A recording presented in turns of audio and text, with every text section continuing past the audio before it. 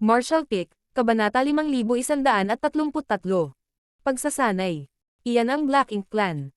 Nakatago sa isang hindi mahahalata na asteroid, nanlaki ang mga mata ni Miao Feiping habang nakatitig sa grupo ng Black Ink Clansmen na lumilipad sa kawalan sa harap ng kanyang mga mata, iniisip sa kanyang sarili. Ito ay tulad ng sinabi ng Senior Brothers, ang Black Ink Clan ay puno ng lahat ng mga kakaibang nilalang. Nakita niya ang mga higanteng figure sa grupo ng ilang daang Black Ink Clansmen, na ang ilan ay humanoid, ngunit karamihan ay may mga bahagi na mukhang mula sa monster beasts.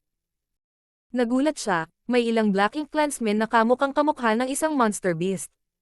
Gayunpaman, anuman ang anyo nila, ang mga katawan ng mga Black Ink Clansmen na ito ay pawang umaakyat sa Black Ink Strength. Ang mga lugar na nadaanan nila ay nabahiran ng Black Ink Strength, parang nag-iwan sila ng tumatagas na tinte na hindi maalis. Hindi napigilan ni Miao Feiping na mapalunok nang lumingon siya kay Yang Kai. Napakarami sa Black Ink Clan team na ito, kaya hindi niya alam kung paano pinaplano ni Yang Kai ang pakikitungo sa kanila. Sasalakayin ba niya sila o maghintay at manood?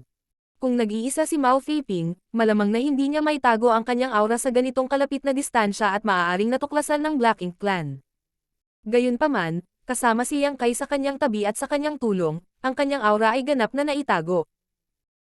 Higit pa rito, dahil may ilang distansya sa pagitan nila, hindi napansin ng Black Ink Clan ang dalawang pares ng mga mata na nanunood sa kanila mula sa mga anino. Ito ay dapat na pribadong tropa ng Feudal Lord. Bulong ni Yang Kai. Mula sa kanyang mga obserbasyon, malinaw niyang masasabi na mayroong 4 o 5 Feudal Lords sa grupong ito ng ilang daang Black Ink Clansmen, habang ang iba ay high-grade at low-grade Black Ink Clansmen.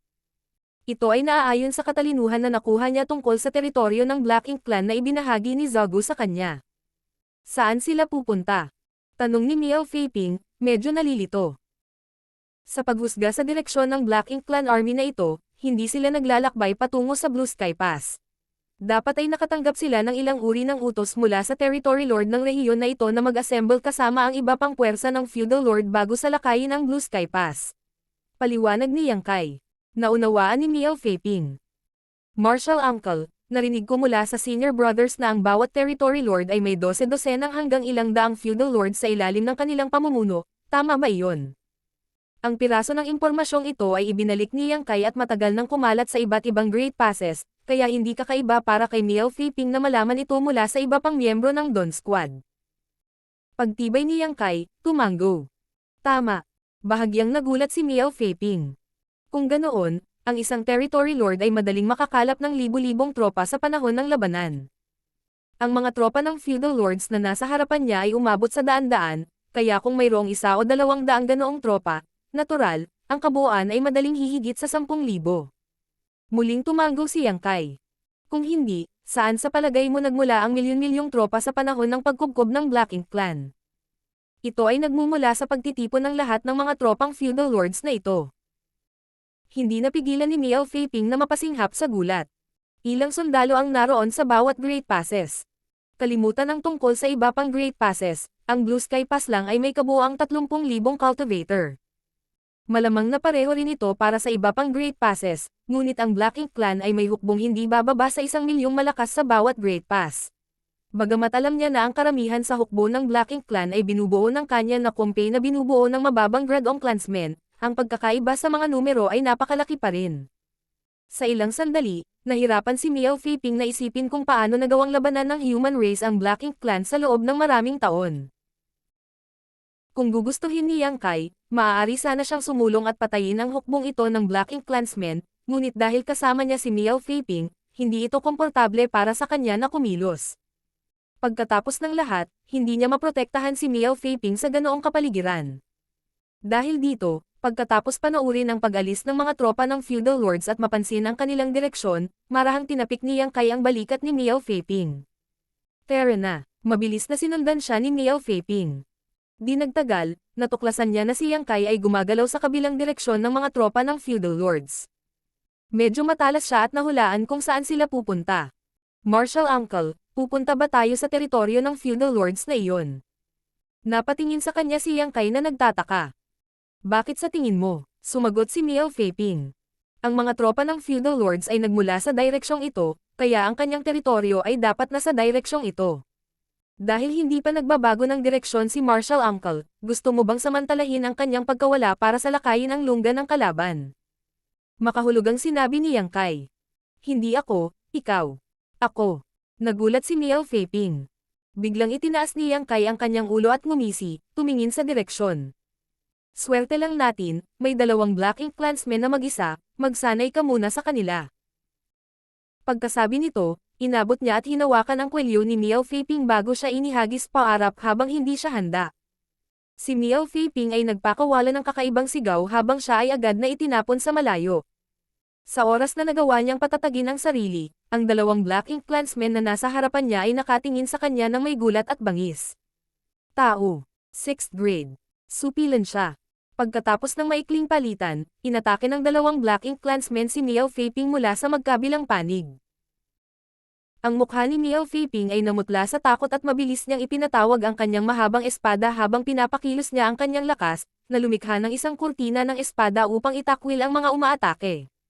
Sa sandaling magkasagupaan sila, nahulog si Miao Feiping sa isang hindi magandang posisyon. Natuklasan niya na ang dalawang ito ay high-grade Black Ink Clansmen, at bawat isa sa kanila ay maihahambing sa isang 6th grade Human Master. Naniniwala si Miao Feiping sa one-on-one fight, madali niyang maaalagaan ang alinman sa kanila, ngunit sa pag-atake ng dalawa sa kanya, mahihirapan siyang hawakan. Kung tutusin, kaka-advance pa lang niya sa 6th grade at isang Emperor Realm lang noong isang taon. Dahil dito, hindi pa siya masyadong bihasa sa paggamit ng kanyang lakas sa Heaven Opening Realm. Ang dalawang Black Ink Clan Masters ay hindi gumamit ng anumang taktika, patuloy lang silang binombo siya ng secret techniques gamit ang kanilang Black Ink Strength, na naglalayong madaig siya. Ang nagdulot ng higit na panggigipit kay Miao Feiping ay ang Black Ink Strength ay talagang lumusab sa kanyang miniature universe, na pinipilit siyang ilihis ang ilan sa kanyang atensyon at lakas upang labanan ang kaagnasan nito. Ano man ang sinabi ng iba kay Miao Feiping tungkol sa Black Ink Clan, ang pagharap sa kanila mismo ay higit na nagbibigay kaalaman kaysa sa anumang mga pagsusuri na narinig niya noon. Sa wakas ay naunawaan ni Miao Feiping kung anong uri ng mga kaaway ang nilalabanan ng human race sa loob ng hindi mabilang na taon. Hindi niya maramdaman ang aura ng kanyang martial uncle, at hindi rin niya mahanap ang kanyang figure, ngunit alam niyang siguradong nagtatago ang kanyang martial uncle sa malapit, kaya alam niyang wala sa panganib ang kanyang buhay. Sa pag-iisip, naging mas matapang si Miao Feiping. Sinasamantala ang isa sa mga pagkakamali ng Black Ink Clansman sa koordinasyon, ang espada sa mga kamay ni Miao Feiping ay kumikislap habang siya ay sumugod pasulong, ang kanyang figure ay nababalot ng liwanag ng espada. Ang kanyang momentum ay hindi mapigilan, na parang gusto niyang mapahamak kasama nitong Black Ink Clansman.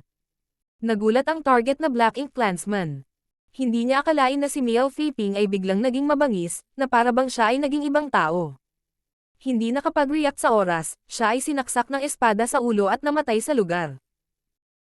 Gayunpaman, ang pag-atake ng isa pang Black Ink Clansman ay kay Miao Feiping, na ngayon ay ganap na walang kapangyarihan upang ipagtanggol ang kanyang sarili.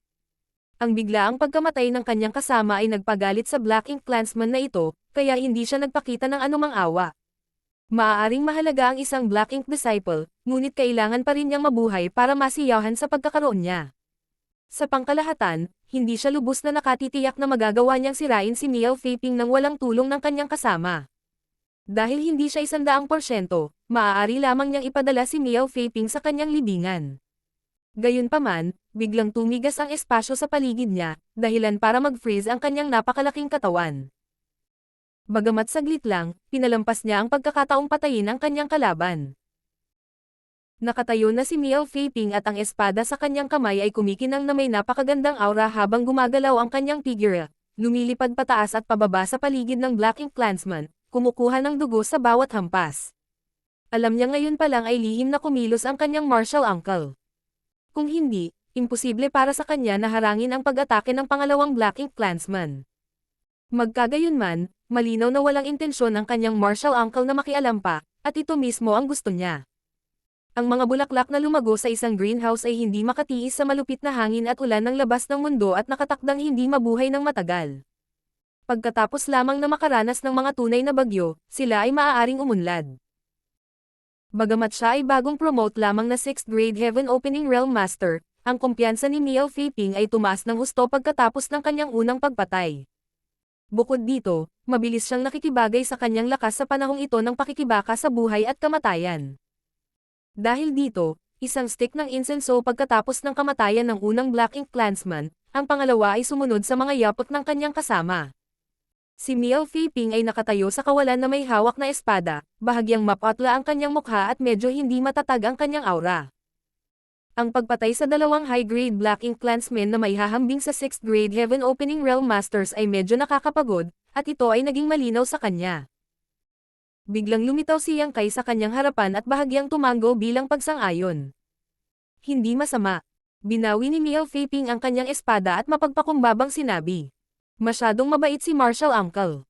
Kung hindi dahil palihim na kumikilos si Martial Uncle, namatay na ang disipulong ito. Gayunpaman, Martial Uncle, ang disipulong ito ay tila napinsala ng Black Ink Strength at hindi niya ito kayang pigilan. Alam ko, bahagyang tumango si Yang Kai. Ang buong katawan ni Miao Feiping ay nababalot ng makapal na layer ng Black Ink Strength at hindi maitago ang madilim na tingin sa kanyang mga mata. Hindi na kailangang pigilan, buksan mo lang ang iyong sarili at papasukin ito. Bahagyang nagulat si Miao Feiping, ngunit sumunod pa rin siya. Wala pang isang dosenang paghinga, biglang sumigaw si Miao Feiping bago itinutok ang kanyang espada kay Yang Kai gamit ang kanyang pulso. Bahagyang ngumiti si Yang Kai at sinalo ang longsword sa pagitan ng kanyang mga daliri. Umuungol si Miao Feiping habang sinusubukan niyang bawiin ang kanyang espada, ngunit hindi ito natinag ni Katie Ting. Desidido niyang binitawan ang espada at sumugod na parang baliw, sinuntok si Yang Kai, binura ang walang laman bago pa man niya maabot ang kanyang target. Kinaway-kaway lang ni Yang Kai ang kanyang kamay at ang mga anino ng kamao na pumupuno sa kawalan ay naglaho tulad ng refleksyon ng buwan sa tubig. Nakakagulat, si Miao Feiping ay nawala sa paningin ni Yang Kai. Nakatakas na siya sa di kalayuan ng iwagayway niya ang kanyang mga kamao. Ang kanyang bilis ay napakabilis. Lumilitaw na ang kanyang mabangis na pag-atake ay panakip lamang sa kanyang pagtakas. Ngumisi si Yang Kai at mamulong. Matalinong pagpili. Magkagayunman, ang pagsisikap na makatakas mula sa kanya ay nakatadhana na maging walang saysay. Ginamit ni Yang Kai ang kanyang space principles, at sa ilalim ng epekto ng near-distant horizon, biglang nanlamig si Miao Feiping sa pwesto, na tila hindi makatakas kahit kalahating hakbang pa. Dahan-daang naglakad si Yang Kai papunta sa likod ni Miao Feiping. Ang kanyang mga palad ay kumikinang sa dalawang magkaibang kulay bago niya ito pinagsama, nagpakawala ng isang pagsabog ng purifying light. Sa ilalim ng purifying light, ang Black Ink Strength ay nagsimulang kumalat na may sizzling sounds habang ang ekspresyon ni Miao Feiping ay nagbago mula sa masakit tungo sa kalmado. Nang ang lakas ng itim na tinte ay tuluyang nahiwa-hiwalay at si Miao Feiping ay nanumbalik sa kanyang katinoan, nalaman niyang ang kanyang damit ay basang-basa sa pawis. Anong pakiramdam mo? Tanong ni Yang Kai. Bakas sa mukha ni Miao Feiping ang matinding takot. Para akong nagising sa isang masamang panaginip. Tumango si Yang Kai. Ang bawat Black Ink disciple ay nagsasabi nito kapag nagising sila. Tandaan ang pakiramdam na ito, ganito ang pakiramdam ng napinsala ng Black Ink Strength. Sa puso ng Black Ink disciples, ang Black Ink clan ang pinakamataas, ang human race ay wala sa kanila. Napabugan ng malamig si Miao Feiping. Tatandaan ng mabuti ng disipulo ang araling ito. Sa hinaharap, tiyak na hindi ko hahayaan ang aking sarili na maging isang Black Ink disciple at maging isang alipin ng Black Ink clan. Huminto sandali, humingi siya ng paumanhin. Kanina lang hindi gumagalang si disciple kay Martial Uncle, patawarin mo ako. Kumaway si Yang Kai bilang tugon. Estranghero sana kung hindi mo ako inatake. Martial Pick, Kabanata 5134. Madali ang pagpatay. Nagpatuloy ang dalawa sa paglalakad. Ang teritoryo ng feudal lord ay hindi kalayuan. Isang madilim at madilim na universe world ang lumitaw sa larangan ng pangitain ni Yang Kai makalipas ang isang araw. Ang universe world na ito ay hindi malaki, ngunit ang buong mundo ay natatakpan ng isang makapal na layer ng Black Ink Strength, na nagkataong napakakapal sa isang lugar. Sa pamamagitan ng pagharang, ang isang tao ay malabong makakita ng isang Black Ink Nest na nakatayo sa direksyong iyon. Maraming Black Ink Clansmen malapit sa Black Ink Nest. Dinala ni Yang Kai si Miao Feiping diretso sa Black Ink Nest. Bago marating ang Black Ink Nest, kumuha si Miao Feiping ng purifying Black Ink Pill at isinilid ito sa kanyang bibig, hinawakan ito sa ilalim ng kanyang dila para makrunch niya ito anumang oras, pagkatapos matanggap ang signal ni Yang Kai. Bagamat kayang pagalingin siya ni Yang Kai gamit ang purifying light, may sariling plano si Yang Kai. Hindi niya kayang alagaan si Miao Feiping sa lahat ng oras, kaya ang paghahanda ng Purifying Black Ink Pill ng maaga ay ang mas mabuting pagpipilian. Hindi sinubukan ni Yang Kai na itago ang sarili. Dumiretso siya sa makapal na black ink clouds at bumagsak sa lupa malapit sa black ink nest na para bang siya ay nahulog mula sa langit. Ang kanyang malakas na paglapag ay nagpayanig sa lupa. Ang epekto ay naging sanhi ng mga nakapaligid na Black Ink clansmen na tanggayan habang ang mahihinang Black Ink serfs ay dumanas pa ng matinding casualty. Napansin ito ng dalawang feudal lords na nagbabantay sa fifth na ito at agad na lumipad palabas sa kani-kanilang mga tirahan. Ang dalawang feudal lords ito ay hindi naman ang mga master ng lugar na ito. Ang Black Ink clan ay maaaring magkaroon ng maraming feudal lords, ngunit hindi lahat sa kanila ay talagang may sariling fiefs. Higit sa ilang dosenang mga feudal lords ay may mga kwalipikasyon na magkaroon ng kanilang sariling mga teritoryo sa ilalim ng bawat territory lord. Ang mga feudal lord na ito na nagmamay-ari ng lupain na ito ay walang alinlangan na mayaman at makapangyarihan. Ang mga walang pag-aaring lupain ay makakahanap ng tirahan sa teritoryo ng ilang territory lord o maghahanap ng kanlungan sa mga may teritoryo. Sa ganitong paraan, maaari silang maging mas malakas gamit ang Black Ink strength na lumalabas mula sa Black Ink nest. Ang ganitong sitwasyon ay karaniwan sa Black Ink clan, kaya ang isang mature na feudal lord na may sariling law ay hindi lamang mayroong isang feudal lord. Siyempre, ang master ng Black Ink nest ang palaging napipisan nito. Nang ang dalawang feudal lords na nagbabantay sa Black Ink nest ay nagmamadaling lumabas at nakita sina Yang Kai at Miao Feiping, sila ay natigilan. Tao. Talagang nandito ang mga tao. Ano ang nangyayari? Bagamat hindi parang ang mga tao ay hindi kailanman umatake sa teritoryo ng Black Ink clan, sa tuwing gagawin ito ng mga tao ay nagpadala sila ng napakalaking hukbo, hindi lamang dalawa sa kanila. Sa makatuwid, nang makita nila sina Yang Kai at Miao Feiping, nag-alala ang dalawang feudal lords ito na dumating na ang human army. Gayunpaman, pagkatapos maingat na suriin ang kanilang kapaligiran, nabigo silang makahanap ng anumang bakas ng ibang tao. Dalawa lang ang naroon. Ang feudal lord nasa kaliwa ay agad na sumigaw. Kayong mga mapagmataas na tao, ang lakas ng loob ninyong hamakin kami. Medyo tahimik ang nasa kanan pero kasing bilis ng hangin. Habang sumisigaw ang kanyang kasama, sumugod siya kay Yang Kai at pinalibutan ng Black Ink strength ang kanyang higanteng palad habang walang awa siyang humahampas. Si Miao Feiping ay nagmamadaling umiwas. Bagamat nakapatay siya ng dalawang high-grade Black Ink clansmen, alam niya na ang ganitong uri ng labanan ay hindi isang bagay na maaari niyang panghimasukan. Matapos tumakas ng 1,000 metro, nang lumingon si Miao Feiping, ang sumunod niyang nakita ay yumanig sa kanyang kaibuturan. Nakita niya ang kanyang martial uncle na may hawak na sibat sa isang kamay, habang ang kabilang dulo nito ay sinaksak sa ulo ng feudal lord. Ang kahangahangang feudal lord ay nagkataong ganap na naninigas at nababalot ng hindi makapaniwalang mukha ang kanyang mukha. Sa isang pitik ng kanyang sibat, ang ulo ng feudal lord ay sumabog sa ambon habang ang kanyang napakalaking katawan ay bumagsak sa lupa, ang dugo ay bumubulwak mula sa kanyang naputol na leeg na parang fountain. Isang mabilisang napagpatay. Hindi makapaniwala si Miao Feiping sa kanyang mga mata. Ang isang feudal lord ay agad na pinatay ng kanyang martial uncle.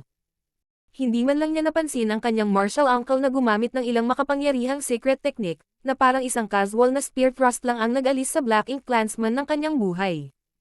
Ang feudal lord, na sa tingin niya ay malakas at kahanga-hanga, ay kasing hina ng manok sa harap ng kanyang martial uncle. Habang papunta dito, sinabi sa kanya ng mga miyembro ng Dawn Squad na ang lakas ng kanilang squad leader ay higit na mataas kaysa sa isang ordinaryong 7th grade Heaven Opening Realm Master, at nakipagtulungan pa siya sa iba para patayin ang mga territory lords. Ngunit ang marinig ito ay isang bagay at ang makita ito ng sarili niyang mga mata ay ganap na naiiba. Sa wakas ay naunawaan ni Miao Feiping ang bigat ng pagsusuring ito. Ang kanyang marital uncle ay hindi lamang mas malakas kaysa sa normal, ang kanyang lakas ay sadyang walang kapantay.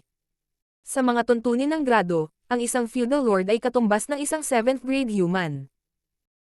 Kahit na sila ay medyo mahina kaysa sa isang 7th grade master sa ilalim ng normal na mga pangyayari, ang isang feudal lord ay isang feudal lord.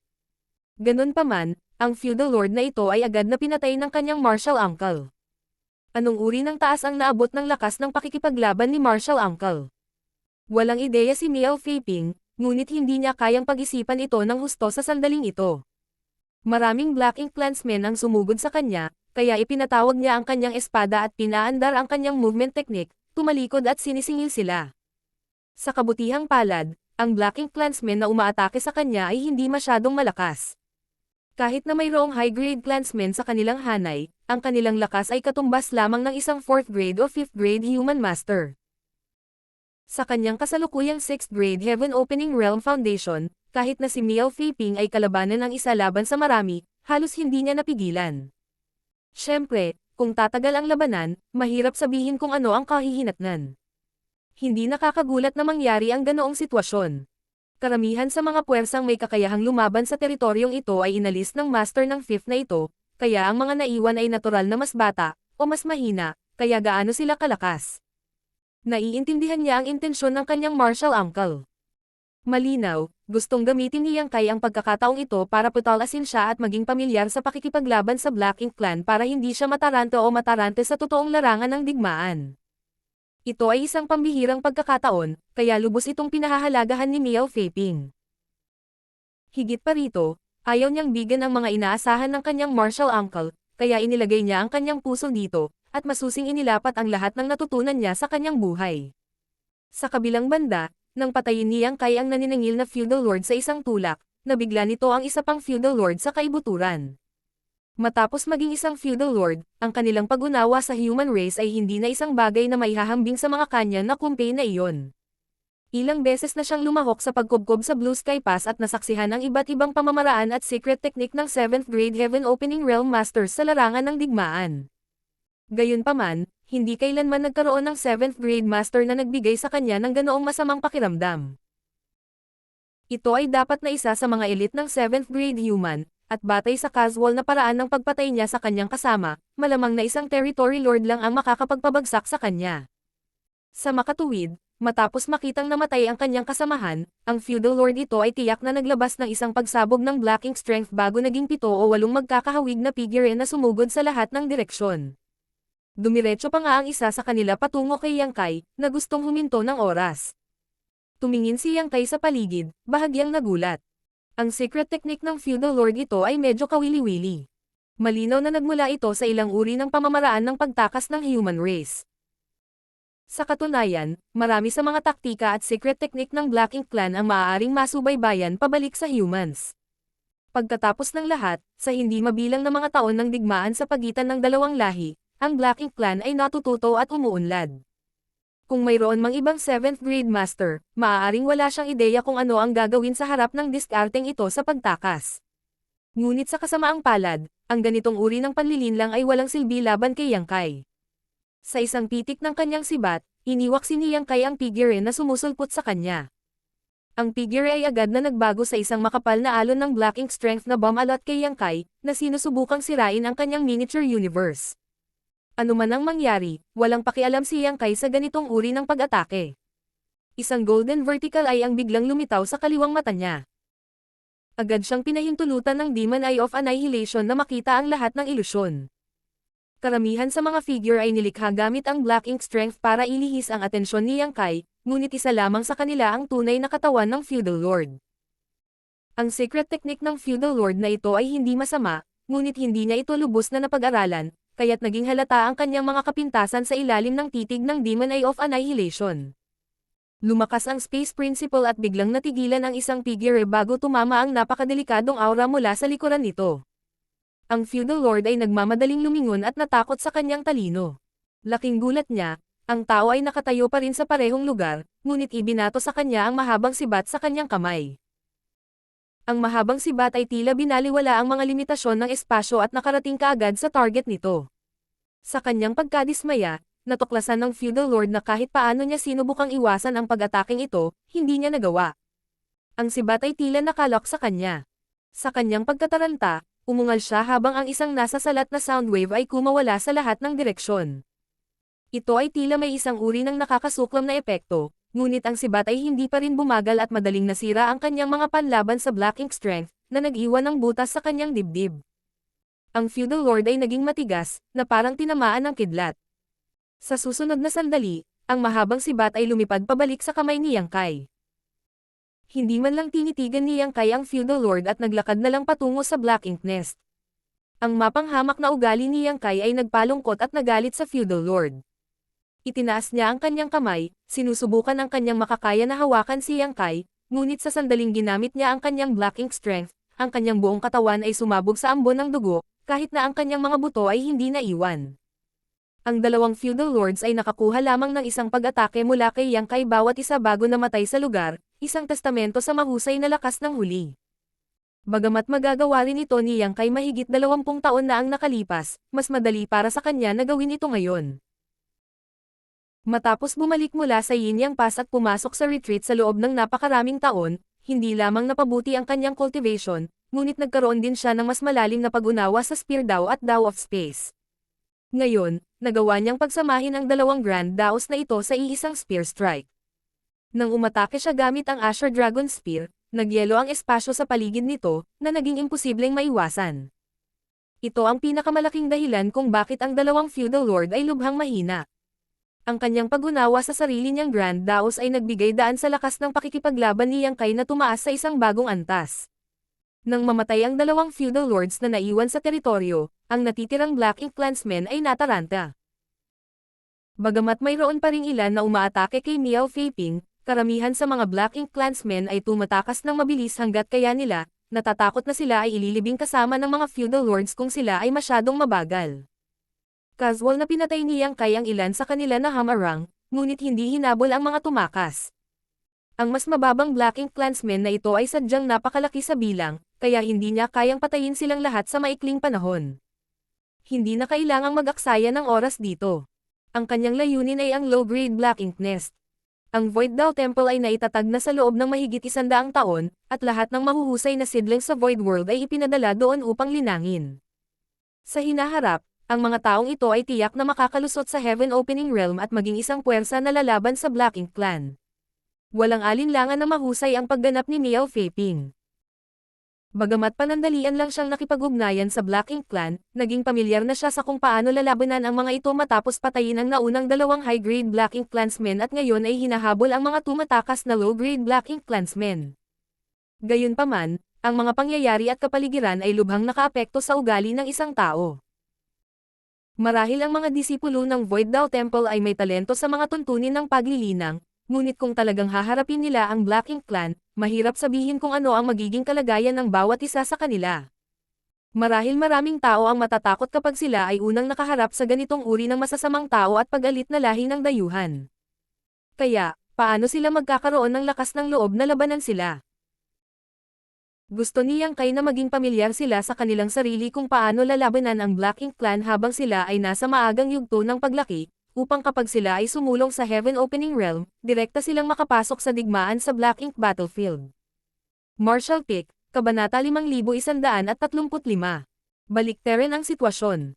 Dahil gusto ni Yang Kai na maging pamilyar ang mga kabataang disipulo kung paano labanan ang Black Ink Clan, natural na kailangan niyang magkaroon ng ilang uri ng kontrol sa sitwasyon. Ang Black Ink Clan ay isinilang mula sa Black Ink Nests, kaya naisip ni Yang Kai ang kailangan lang niyang gawin ay makuha ang isa. Kinasusuklaman lamang ni Yang Kai ang kanyang sarili dahil sa kawalan ng sapat na pananaw at simpleng pagsira sa napakaraming Black Ink Nest sa Royal Domain ng Mugwang. Buti na lang at nailigtas pa niya ang sitwasyon. Ang dahilan kung bakit siya napunta sa lugar na ito sa ilalim ng kontrol ng Black Ink Clan ay dahil itinoon niya ang kanyang mga mata sa Black Ink Nest na ito. Kung maaari ba niyang dalhin ito sa sarili niyang miniature universe, hindi sigurado si Yang Kai. Noon, personal niyang nasaksihan si Zagu sa pagpisa ng Black Ink Nest at nagkaroon ng kaunting pag-unawa sa iba't ibang katangian nito. Kaya, alam niyang mahirap ipatupad ang planong ito. Mayroon pa ring ilang Black Ink clansmen sa loob ng Black Ink Nest, ngunit mabilis silang nilinis ni Yang Kai. Pagkatapos ay binuksan niya ang kanyang miniature universe, na nagpapahintulot sa Black Ink Nest na lumunin ang kanyang world force. Pagkatapos, gamit ang Black Ink Nest's will bilang medium, ang kamalayan ni Yang Kai ay agad na pumasok sa isang kakaibang espasyo.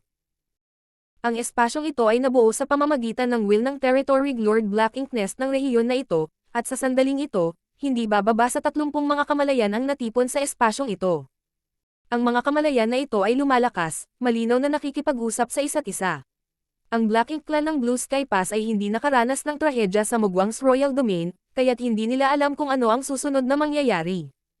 Kaya, nang gamitin ni Yang Kai ang kanyang spiritual energy para atakihin sila, wala na silang oras para mag-react. Ang mga kamalayan ay nawasak sa isang iglap. Pagkatapos ng lahat, Ang spiritual energy ni Yang Kai ay kapantay ng isang territory lord, ibig sabihin wala sa mga Black Ink clansmen na ito ang katapat para sa kanya. Nang magsimula ang kaguluhan, agad na naramdaman ng natitirang mga kamalayan na may mali at natural na itinulak ang kanilang lakas upang salakayin si Yang Kai. Hindi natakot si Yang Kai sa counterattack na ito. Ang sitwasyong naranasan niya sa Mugwang's Royal Domain ay hindi maikukumpara sa nararanasan niya ngayon. Sa oras na iyon, ang kalooban ni He Yuan ay nakatambay din para sa kanya, kasama ang higit sa 30 feudal lord, ngunit sa huli, nabigo si He Yuan na patayin siya at ang kanyang kaluluwa ay nasugatan pa nga, na pinilit siyang umatras. Kung hindi dahil dito, si He Yuan ay hindi sana hinabol ng isang 7th grade human master. Bilang resulta, pagkatapos ng pag-atake ni Yang Kai, ang mga kamalayan dito ay dumanas ng mabibigat na casualty, at kasing dami ng 8 feudal lords ang nawasak ang kanilang mga kamalayan, kasama ang mga kamalayan ng ilang iba pang high-grade Black Ink clansmen ay natanggal din. Ang pagkawasak ng mga kamalayan na ito ay nagpahiwatig din ng pagbagsak ng mga Black Ink clansmen na ito. Napagtanto ng mga nakaligtas na kamalayan na may isang bagay na kakilakilabot na mali at hindi na ng ahas na manatili. Mabilis silang nagkalat na parang mga ibon at hayop sa isang napakalaking apoy, na iniisip lamang na tumakas. Hindi nagawang habulin ni Yang Kai ang lahat at napabuntong hininga na lamang sila habang tumatakas. Ang pagsira sa kamalayan ng ilang feudal lords ay isang bagay lang, ngunit hindi iyon ang orihinal na plano ni Yang Kai. Pagkaraan ng ilang sandali, binawi niya ang kanyang malay at lumabas sa Black Ink Nest. Ang kanyang divine sense ay lumundag na parang tubig habang sinisiyasat niya ang pundasyon ng Black Ink Nest. Ang Black Ink Nest sa harap niya ay libu-libong metro ang taas, parang isang higanteng usbong ng bulaklak na nakatanim sa lupa. Ito ay karaniwang sukat ng isang ganap na nasa hustong gulang na low-grade Black Ink Nest, ngunit sa ilalim ng pagsisiyasat ni Yang Kai, napagtanto niya na ang pundasyon nito ay mas lumalim pa. Ang buong universe world ay nabalot ng kapangyarihan nitong Black Ink Nest. Kung ang Black Ink Nest sa harap niya ay parang isang higanteng puno, kung gayon ang mga ugat nito ay kumalat sa buong mundo. Kung gusto ni Yang Kai na dalhin ang Black Ink Nest na ito sa kanyang miniature universe, kailangan niyang kunin ang buong universe world. Ang universe world na ito ay hindi malaki, ngunit kahit si Yang Kai ay hindi nagawang dalhin ito sa kanyang miniature universe. Alam na niya na ito ang mangyayari at wala siyang intensyon na kunin ang buong Black Ink Nest. Habang lumalakas ang space principles at nabasag ang void, isa-isang pinutol ang mga ugat ng Black Ink Nest, at kasama ang Black Ink Nest bilang sentro, isang lugar na may radius na mahigit 100 kilometro ang natanggal sa universe world. Sa susunod na sandali, bumukas ang isang gateway habang binalot ng divine sense ni Yang Kai ang kalupaan na may nakalagay na Black Ink Nest, na pilit itong hinihila papunta sa kanyang miniature universe. Ang biglaang pagbabagong ito ay yumanig sa buong universe world. Ibinaon ni Yang Kai ang kanyang kamalayan sa kanyang miniature universe, ngunit halos kaagad, isang dismayadong tingin ang lumitaw sa kanyang mukha. Inilipat nga niya ang buong Black Ink Nest sa kanyang miniature universe, ngunit marahil dahil ang mga ugat nito ay naputol, o marahil dahil sa ibang dahilan, ang Black Ink Nest ay nagsimulang magpakita ng mga palatandaan ng pagkalanta. Kahit na ibuhos ni Yang Kai ang kanyang world force dito, ang Black Ink Nest ay hindi nagpakita ng mga palatandaan ng paglamon dito. Ito ay hindi pangkaraniwan, dahil ang Black Ink Nests ay nilamon ng World Force na halos katutubo. Ang World Force ay isang makapangyarihang tonic para sa Black Ink Nest, ngunit dahil hindi man lang nito nilalamon ang kaunting World Force, walang alinlangang ibig sabihin nito ay tumigil na ito sa paggana at nakatakdang mamatay. Sa katunayan, pagkatapos na hilahin ni Yang Kai ang buong Black Ink Nest sa kanyang miniature universe, nagsimula itong bumagsak sa bilis na nakikita ng mata.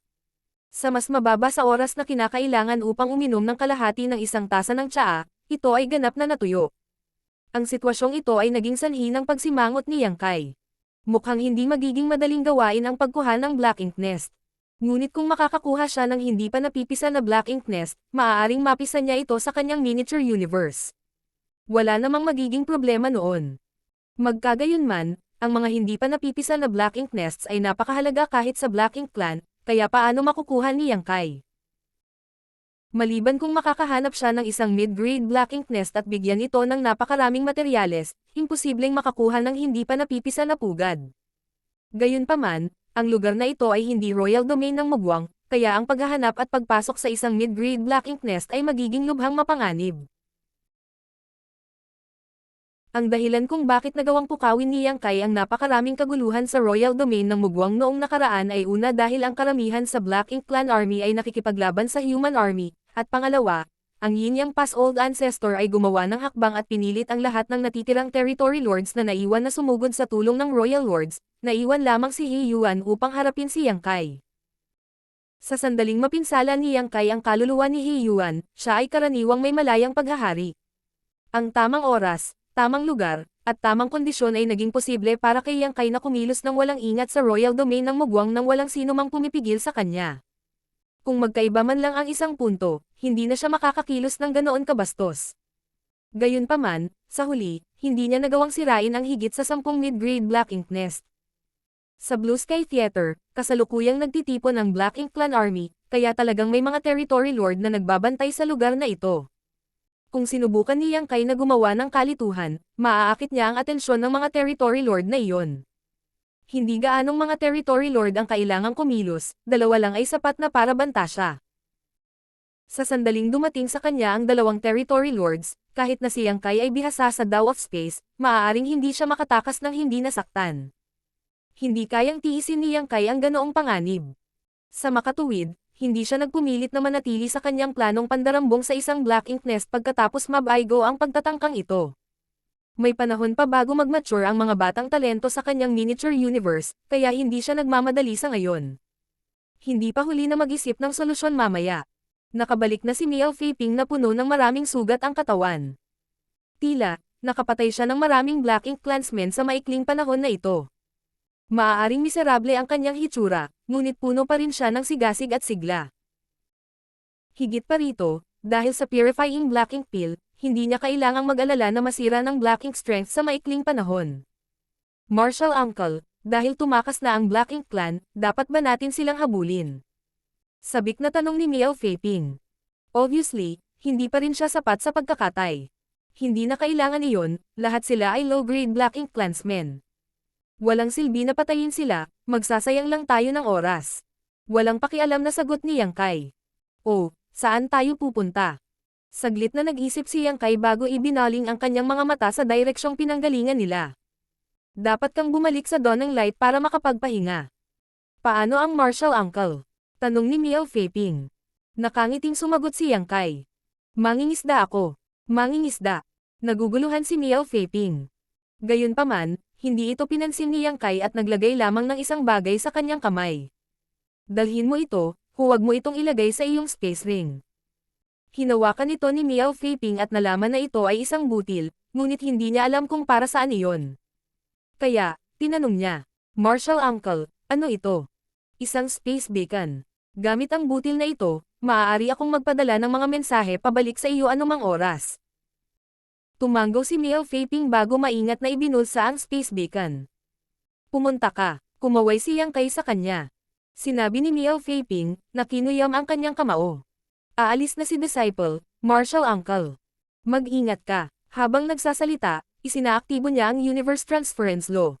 Sa susunod na sandali, isang higanteng spirit array ang kumikinang sa ilalim ng kanyang mga paa bago nawala ang kanyang figure sa isang nakakasilaw na kidlat.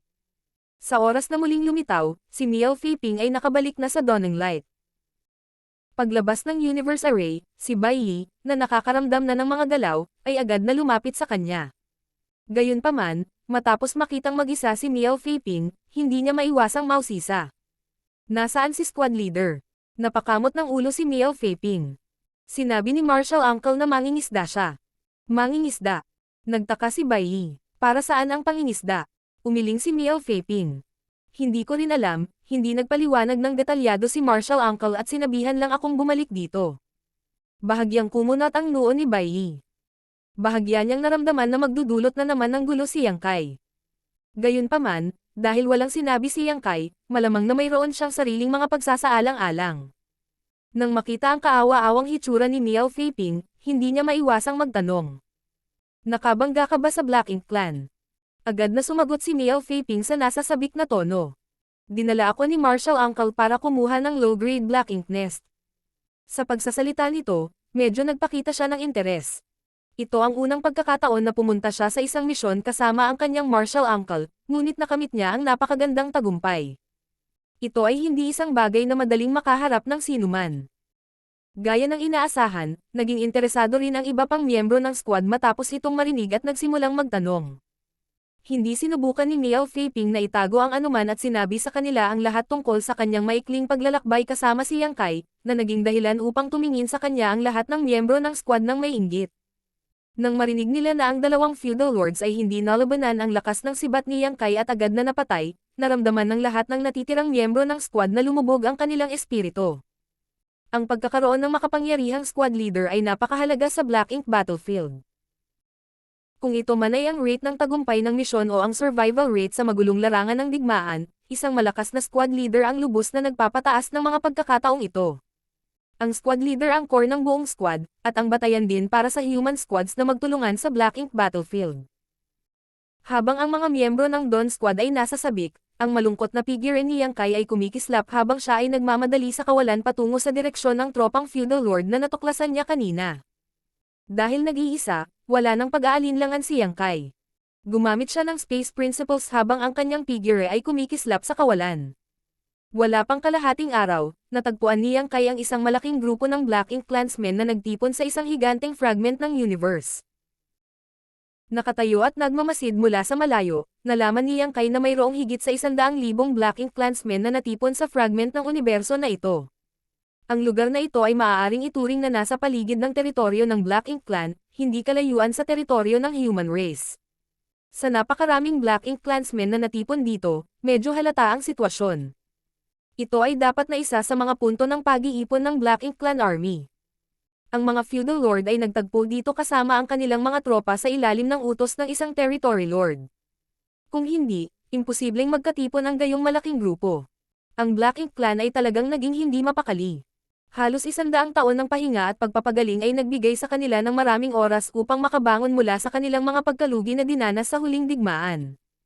Dahil nag-ipon sila ng hukbo dito, halatang may balak silang mag-comeback.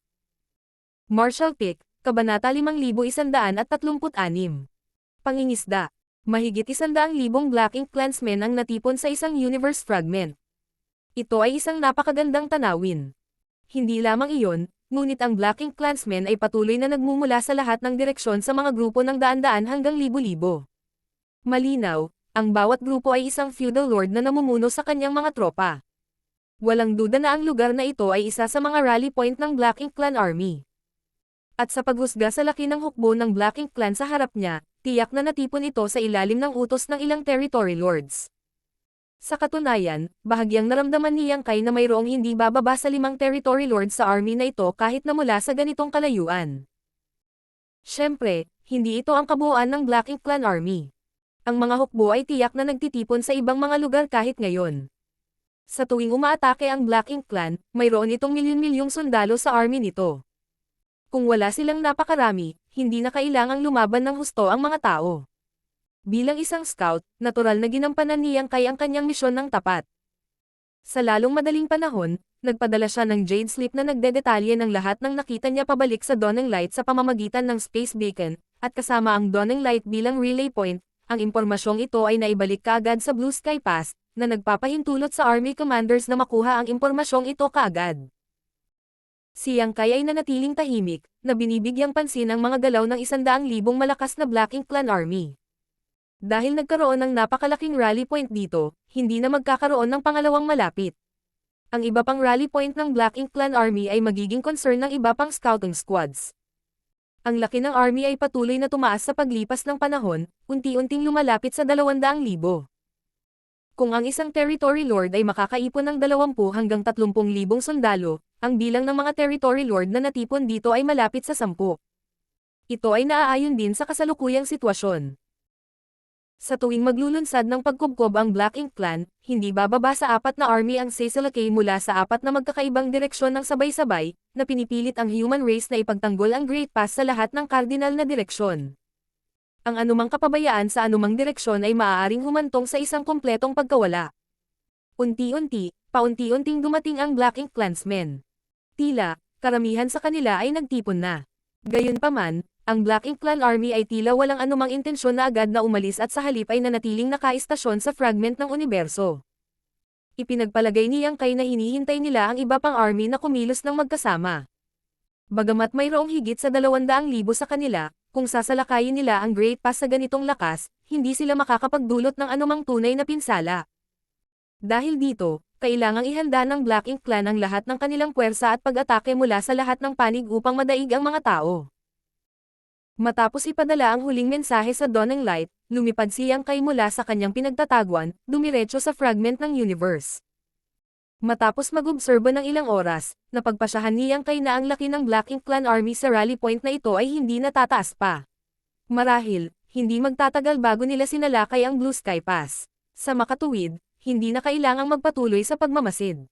Hindi niya sinubukang itago ang sarili, kaya hindi nagtagal ay natuklasan ng Black Ink Clansmen sa fragment ng universe ang kanyang mga track.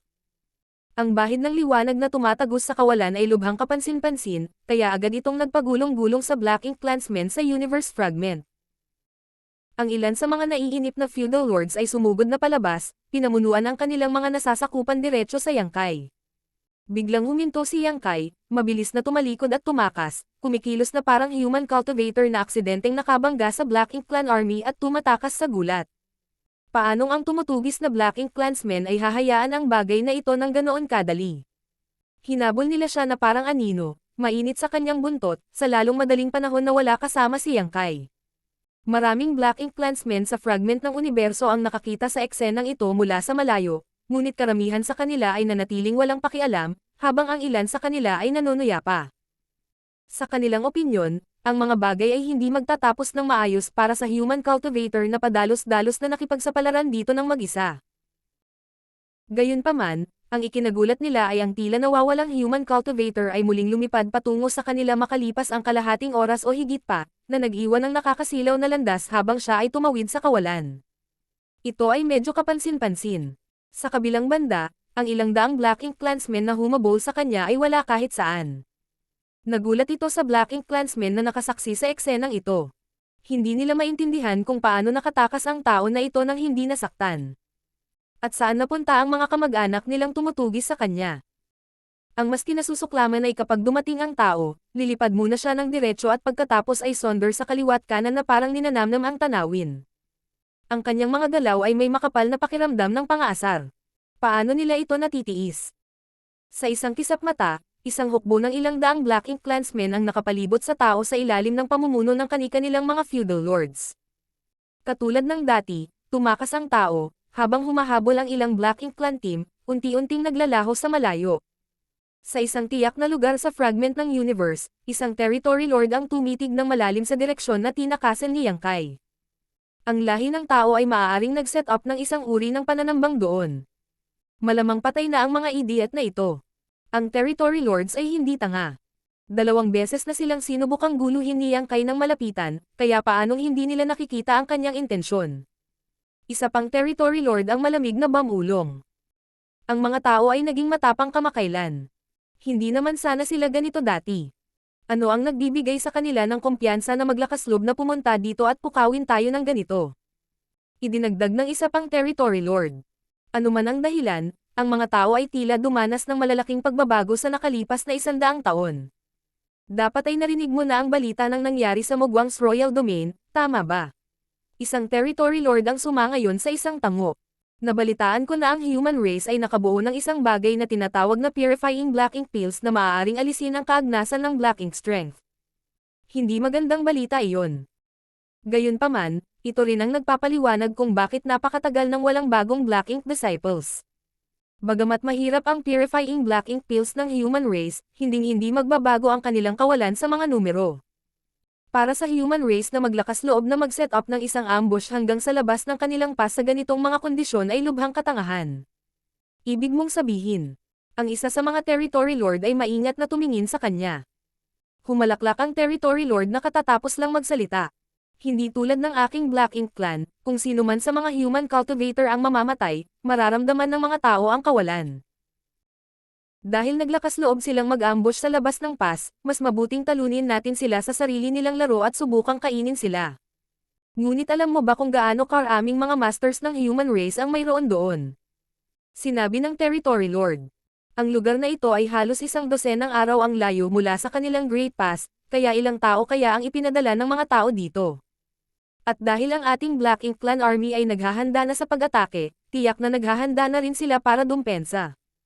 Kahit nagpadala na sila ng team para tambangan tayo, hindi dapat masyadong malaki. Kung hulaan ko, dapat mayroong isang bilang ng mga elite, ngunit ang ating army na 200,000 ay hindi kayang humawak ng napakaliit na bilang ng mga tao. Maraming territory lord ang naantig sa kanyang mga salita. Kahit na ito ay dapat lamang na isang maliit na pangkat ng mga human masters, kung maaari nilang talagang patayin ang mga masters na ito dito, ito ay sapat na upang damyugo ang puso ng mga tao sa mahabang panahon. Sa katunayan, pagkatapos ng bawat digmaan sa pagitan ng dalawang lahi, ang mga nasawi sa panig ng tao ay maaaring hindi na kasing dami nito. Higit pa rito, tulad ng sinabi ng Territory Lord, dahil ang humans ay nangahas na mag-set up ng isang ambush sa labas ng pass, tiyak na nagpadala sila ng maraming elite. Kung gagamitin nila ang pagkakataong ito upang maalis ang mga ito, ang mga tao ay magdurusa ng malaking kawalan.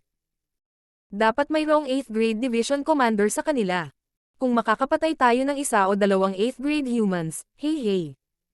Naipaghiganti na natin ang Royal Lord at nilinis natin ang ating sarili sa pinakahuling kahihiyan natin. Lahat ng Territory Lords ay tumango bilang pagsang-ayon. Sinabi ng isa sa mga Territory Lords. Kung talagang kikilos tayo, kailangan nating alamin ang posisyon at lakas ng mga taong nananambang. May mga voluntaryo. Isang maikli, mukhang humanoid na Territory Lord ang tumayo at ngumiti, nagkusa na magboluntaryo. Pupunta ako. Dagdag pa ng isa sa mga Territory Lords, tumango. Ikaw ay perpekto para sa trabahong ito. Hindi dapat nakalayo ang tao na iyon, para maabyutin mo siya ng walang labis na pagsisikap. Gayunpaman, dapat kang mag-ingat na hindi mahulog sa isang bitag. Makatiyak ka, paano mamatay ang Lord ito bago masira ang mga tao. Pagkasabi niya nun, pumailang lang siya sa langit. Sino ang nakakaalam kung anong mga uri ng secret technique ang kanyang nilinang, ngunit ang kanyang Territory Lord aura ay napigilan ng sukdulan. At kasabay ng kanyang humanoid na anyo, mahirap para sa mga ordinaryong tao na mahanap siya. Ang bilis niya talaga. Pagkaraan ng ilang sandali na habulin ang tumatakas na tao, hindi nagtagal ay naramdaman niya ang marahas na pagbabago-bago ng enerhiya na nagmumula sa harapan. Sa katunayan, may nag-aaway sa unahan. Kasama sa naunang eksena, nahulaan na nitong Territory Lord na ito ang mangyayari at agad na pinigilan ang kanyang aura para palihim na lumapit sa larangan ng digmaan. Ilang sandali pa, nang sa wakas ay dumating na siya sa paligid ng larangan ng digmaan at tumingin sa unahan, hindi niya maiwasang mapatitig sa gulat. Ang lahat ng mga Territory Lord ay dumating sa conclusion na ang mga tao ay maaaring nag-set up ng isang ambush. Kung hindi nila maipaliwanag kung bakit ang ilang daang tropa na humabol sa tao ay mabilis na nawala. Hinabol niya ang tao dahil gusto niyang suriin ang posisyon at laki ng mga tao na nakahiga sa ambush para makabuo siya ng kaukulang diskarte. Ngunit wala siyang nakitang pananambang ng tao. Sa halip, isang tao lang ang nag-akit sa mga tropa ng Black Ink Clan palayo bago pinatay ang lahat ng humabol sa kanya gamit ang kanyang sibat. Ang tao na ito ay maaaring nag-iisa, ngunit siya ay tulad ng isang mang-aani ng kamatayan, na pumapatay sa mga tropang feudal lord na parang wala sila. Paano naging napakalakas ng taong ito? Malinaw na nakita ng Territory Lord ang isang feudal lord na tahimik na lumalapit sa taong ito mula sa likuran, sinusubukang maglunsad ng palihim na pag-atake, ngunit sa huli, siya ay tinusok ng sibat bago pa man siya makapag-react. Sa mas mababa sa oras na inabot para masunog ang isang insenso, halos 30% ng mga tropang feudal lord ay napatay. Ang tao ay nababalutan ng dugo at nagniningning ng matinding layunin ng pagpatay, ngunit ang dugo ay puro itim. Ang mahabang sibat sa kanyang mga kamay ay umabot na sa sukdulan ng pagiging perpekto. Sa tuwing itutulak niya, ang buhay ng ilang Black Ink Clansmen ay aanihin. Sa bilis na ito, ilang oras na lang bago niya matapos ang lahat ng ito. Ang taong ito ay talagang isang elite sa mga elite ng human race. Saglit, hindi napigilan ng Territory Lord ang magkaroon ng intensyon na pumatay. Ang tao na ito ay hindi na pinapayagang lumaki. Napakalakas na niya sa 7th grade, kaya kung makalusot sa 8th grade, walang sino man sa mga Territory Lord ang makakalaban sa kanya. Ngunit nang aktong kikilos na siya, hindi niya maiwasang maalala ang kanyang misyon. Hindi pa rin niya natuklasan ang lokasyon at bilang ng mga ambush ng human race, at ang padalos-dalos na pag-atake sa tao na ito ay magpapa-alerto lamang sa kalaban. Isa pa, hindi niya maisip kung ano ang tumatakbo sa isipan ng tao na ito. Dahil naakit niya ang ilang tropa ng feudal lord, bakit niya sila nilabanan mag-isa sa halip na palibutan sila?